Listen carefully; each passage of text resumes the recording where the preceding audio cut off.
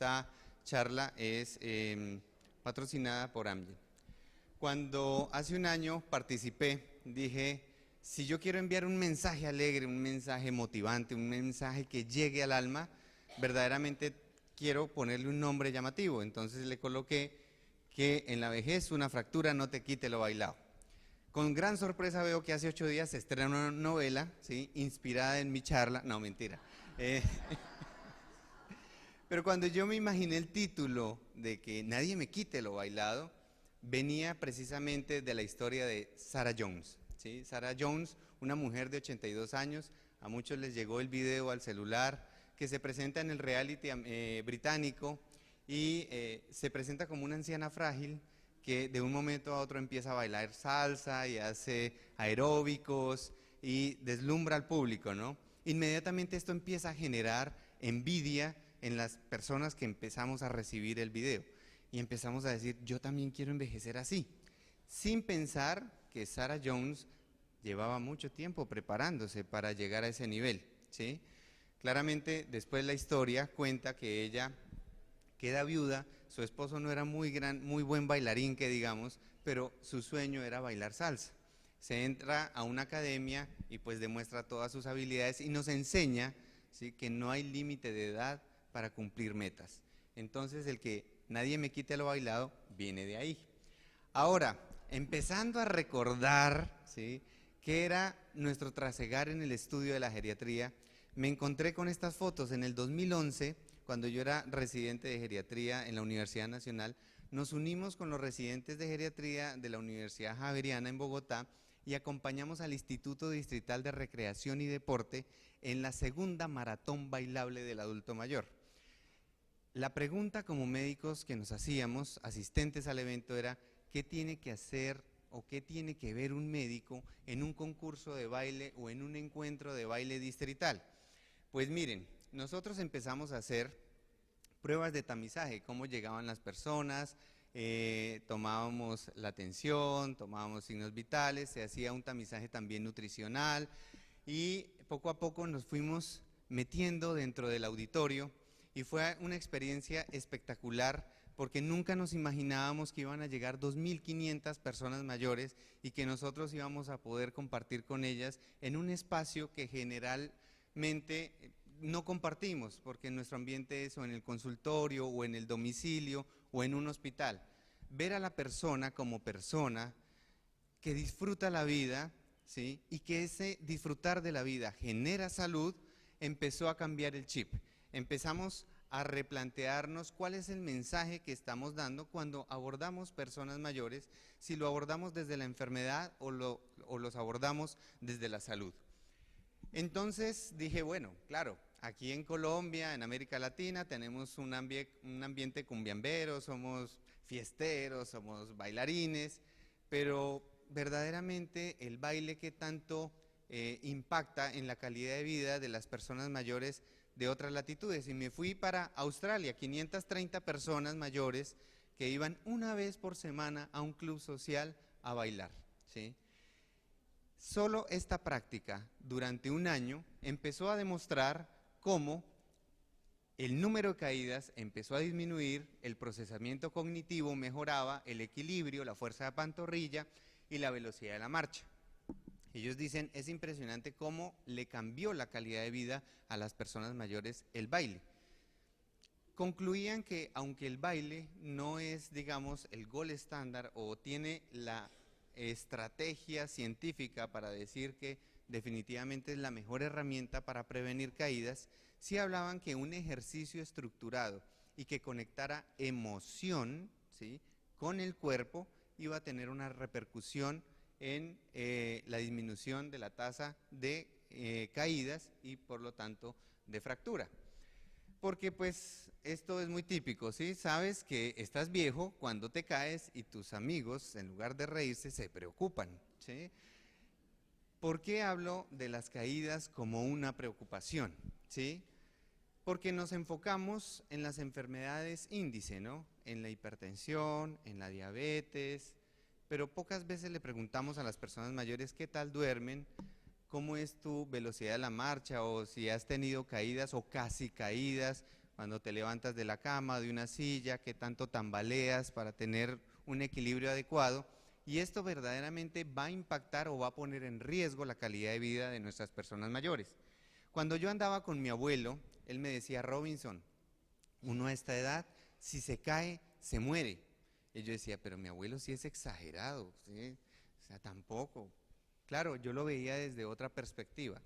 Lo que aprendí de mi abuelo y lo que publicó la Sociedad Española de Geriatría y de Ortogeriatría en marzo de este año, luego de evaluar 7.208 casos en 54 hospitales, es que después de los 74 años, si yo me caigo y me fracturo, tan solo el 37% de todas esas personas pudieron volver, el 37% pudieron volver a sus casas. El resto se fue a vivir o a un hogar geriátrico, una residencia, o una unidad de rehabilitación. Pero miren, hasta el 10% mueren en el siguiente mes después de la fractura. 30% de mortalidad al año, solo el 30% recuperan su funcionalidad previa y hasta un 90% pueden presentar nuevas fracturas. Entonces yo decía, bueno, mi abuelo se adelantó al estudio español publicado este año, pero pareciera que lo tenemos en el inconsciente colectivo, pero no lo llevamos a práctica. Esto, pues claramente nos empieza a mostrar cómo estamos en el país, y la encuesta de salud, bienestar y envejecimiento nos dicen que en el último año el 32% de las personas mayores de 60 años en nuestro país se han caído, y la mayoría de caídas en su casa. Pero ninguno de nosotros como médicos preguntamos, bueno, ¿por qué te caes en la casa? ¿O qué riesgos tienes en tu casa? ¿Qué riesgos arquitectónicos? Si hay tapetes, si hay mala iluminación, ¿qué es lo que está pasando para que estas caídas pues fácilmente nos puedan llevar a una fractura y a un deterioro funcional? Miren ustedes cómo en la encuesta muestran que, de acuerdo a todos los criterios presentados, entre un 7 y el 42% en situación de discapacidad pueden presentar las personas que tienen pues todas estas alteraciones o estos síndromes, y hasta un 88% riesgo de desarrollar discapacidad.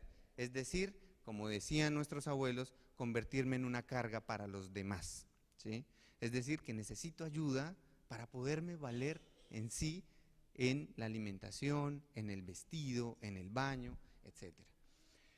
En Colombia, después de la hipertensión, la segunda enfermedad o patología más frecuente es la depresión. Sin embargo, se nos olvidan todas aquellas situaciones que también nos ponen en riesgo esa calidad de vida, y una de esas que está ahí en barras rojas, las mujeres, y en barra azul, los hombres, la osteoporosis. Entonces miren que claramente las mujeres se llevan el premio mayor en enfermedad crónica, es decir, viven más, pero están más expuestas a enfermedades que deterioran su calidad de vida. Pero pues claramente yo como hombre también me preguntaba, ¿y qué va a pasar de mí? Cuando llega una persona mayor a consulta y dice, doctor, yo no quiero ser carga para alguien, ¿qué me recomienda? Lamentablemente, como no estamos formados en un lenguaje asertivo y esperanzador, respondemos, pues paciencia, amigo mío, esos son los años, ¿sí? Los años no llegan solos, esto es la ley de la vida, ya no hay nada que hacer, a su edad es mejor descansar y quedarse quietico, cuando sabemos que el reposo absoluto es solo para los muertos, ¿sí? Pero seguimos enviando mensajes que no son asertivos y que generan desesperanza. Entonces, empezamos a mirar todos los factores de riesgo que verdaderamente predisponen para una caída y predisponen para una fractura. Y hay factores intrínsecos, situacionales, medioambientales, que como médicos debemos orientar y evaluar sistemáticamente. Es importante tener en cuenta que Colombia está en la mira del mundo por el gran índice de caídas por osteoporosis y de fracturas, en especial en mujeres. Miren cómo ustedes, el 22% de fracturas vertebrales ocurren entre los 70 y los 79 años, y esta prevalencia es la más alta en Latinoamérica. Se calcula que entre las mujeres que viven en Colombia hay entre 8.000 a 10.000 fracturas de cadera por año, ¿sí?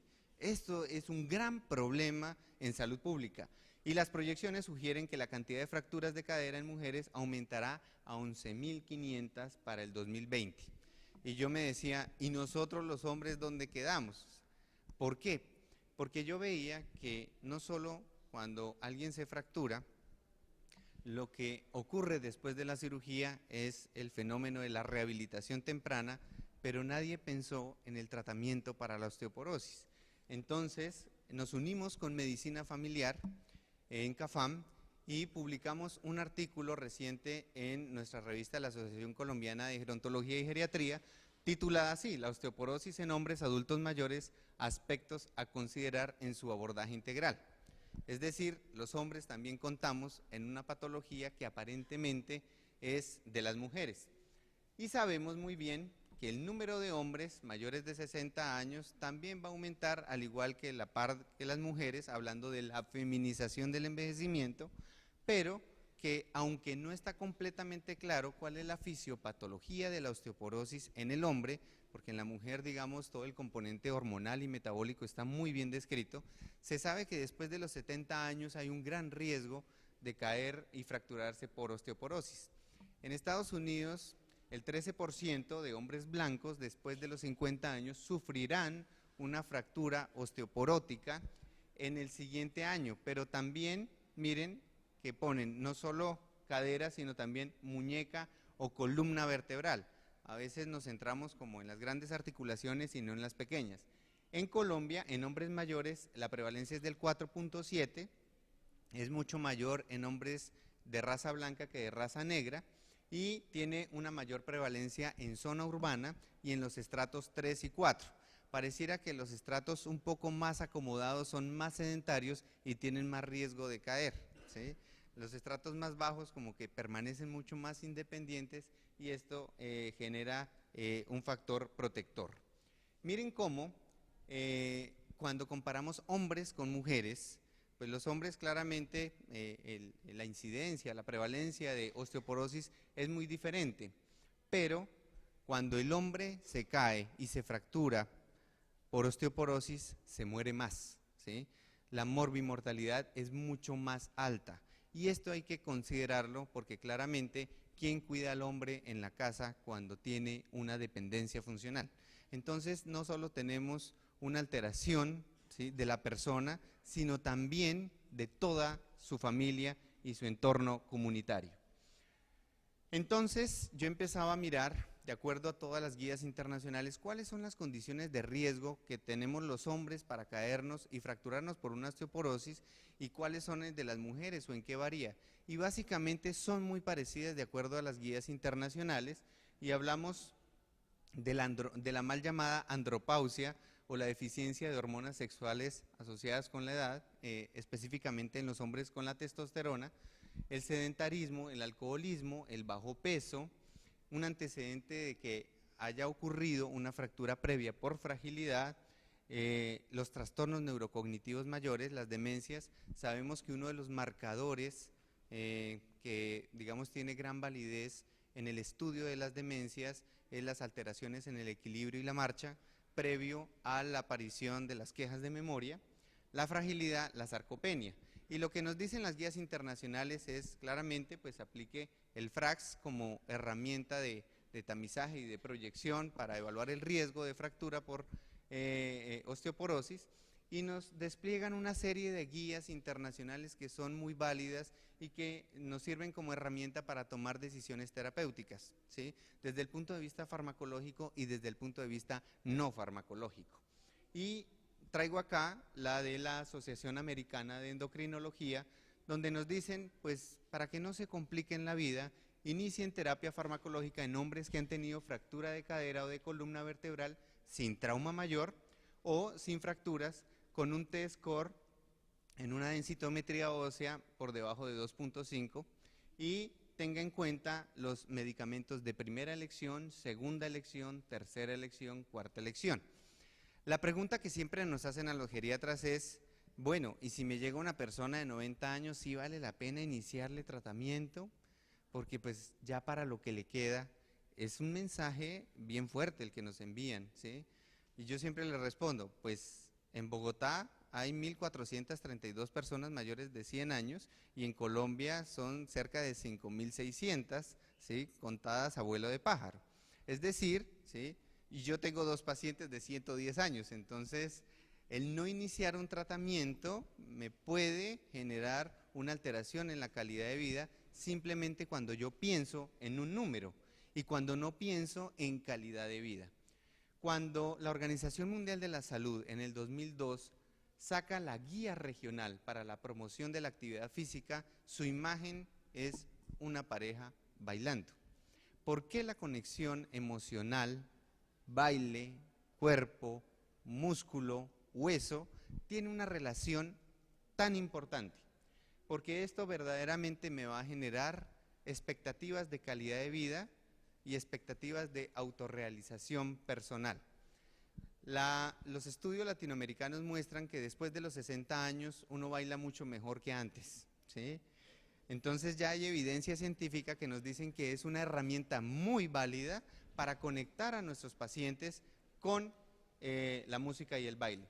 También hay que enseñarlos a evitar conductas de riesgo, ¿no? Porque como ya no envejecemos igual, entonces dicen, pues yo todavía hace 40 años no monto bicicleta, ¿cierto? Pero yo todavía me siento en la capacidad. Uno tiene que guiar a las personas que todo esto requiere un acompañamiento, un estímulo para que logren sus sueños, pero no que se pongan en riesgos porque les llegó un video, ¿sí?, donde si ella lo hizo, yo también lo puedo hacer. No, eso requiere un entrenamiento y un acompañamiento. Miren cómo hay una invitación a nivel mundial y yo creo que en este congreso ustedes han notado el lenguaje, sobre todo de nuestros invitados y ponentes internacionales, de cómo hay un continuum entre la sarcopenia y la osteoporosis, y se habla de o la osteosarcopenia o la sarcoosteoporosis, porque tienen vías muy similares a las cuales debemos considerar. Ahora bien, yo afortunadamente me encuentro trabajando en Bogotá en la Caja de Compensación Familiar CAFAM. En CAFAM, el programa de adulto mayor cumplió 31 años este año, y el año pasado, a final de año, reunimos a las más de 600 personas que hacen parte de este grupo, hacen yoga, baile, hacen paseos, bueno. Pero básicamente se conectan holísticamente desde la biodanza, el cuerpo y la emoción. Y yo les preguntaba, bueno, desde que usted ingresó a estos programas de CAFAM, ¿en cuánto le ha mejorado el ánimo? Y las más de estas 600 personas colocaron en un 97.5%. ¿En cuánto le ha mejorado la calidad del sueño? En 86%. Siente que ha mejorado su tensión arterial, que es algo subjetivo, muy complejo de medir, pero en un 77% dicen, yo siento que me ha mejorado la tensión. Con el baile ha disminuido el riesgo de caer y fracturarse, en un 90% dijeron, claro que sí. ¿Se siente más vital y lleno de energía? En un 98.6%, claro que sí. ¿Y se siente que vale la pena vivir? El 100% dijeron que sí. Yo quiero, ¿sí?, que ustedes hagan una revisión de la literatura para ver qué medicamento, ¿sí?, genera todo este beneficio, ¿sí? Entonces yo creo que al médico hay que enseñarle a formular baile, ¿sí?